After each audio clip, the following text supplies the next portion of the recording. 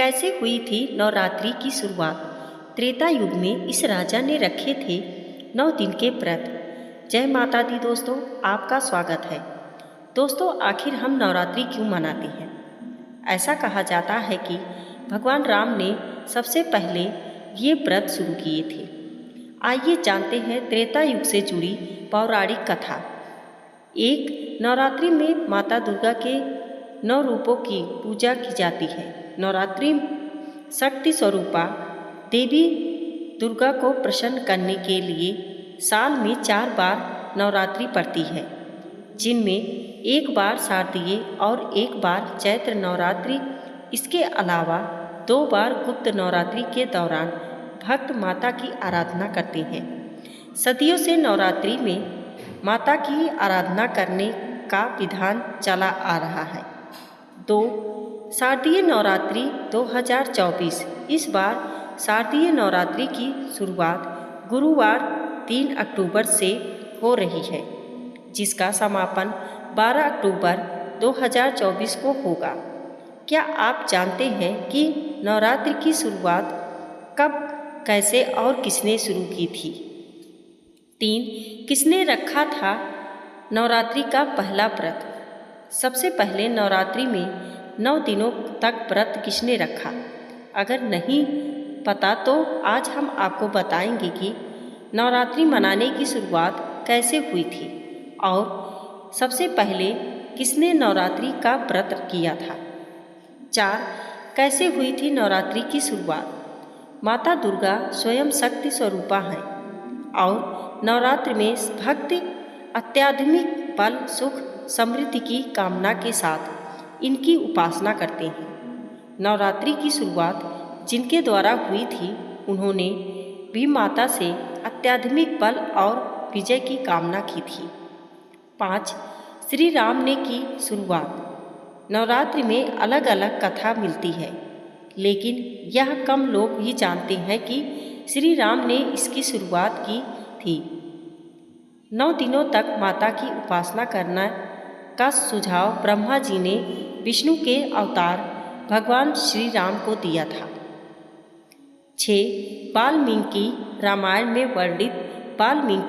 में वर्णित है कि किष्किंधा के पास शरयुमुख पर्वत पर लंका पर चढ़ाई से पहले भगवान राम ने माँ दुर्गा की उपासना की थी।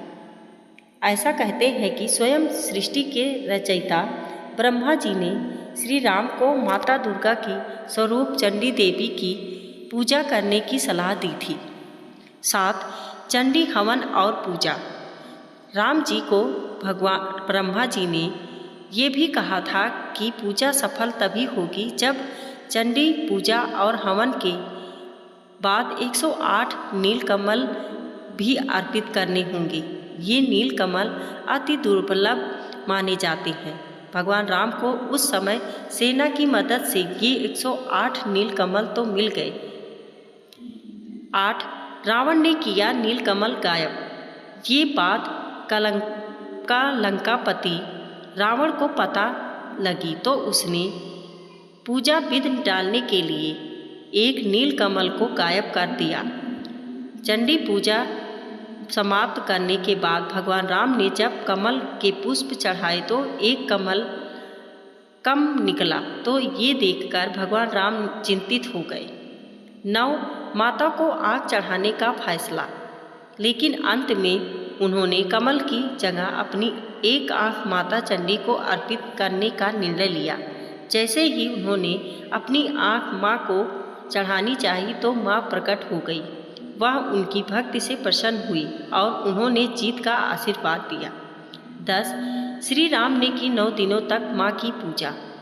ब्रह्मा जी की सलाह पाकर भगवान राम ने प्रतिपदा तिथि से 9वीं तिथि तक चंडी देवी का पाठ किया था।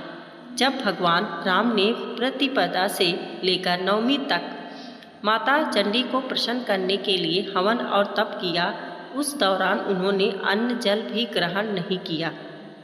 11, माँ का मिला आशीर्वाद। 9 दिनों तक माता दुर्गा के स्वरूप चंडी देवी की पूजा करने के बाद भगवान राम को रावण पर विजय प्राप्त हुई। ऐसा कहा जाता है तभी से नवरात्रि की शुरुआत हुई। भगवान राम नवरात्रि के 9 दिनों तक व्रत रखने वाले पहले राजा और मनुष्य थे। दोस्तों वीडियो पसंद आई हो तो लाइक और सब्सक्राइब करें। धन्यवाद।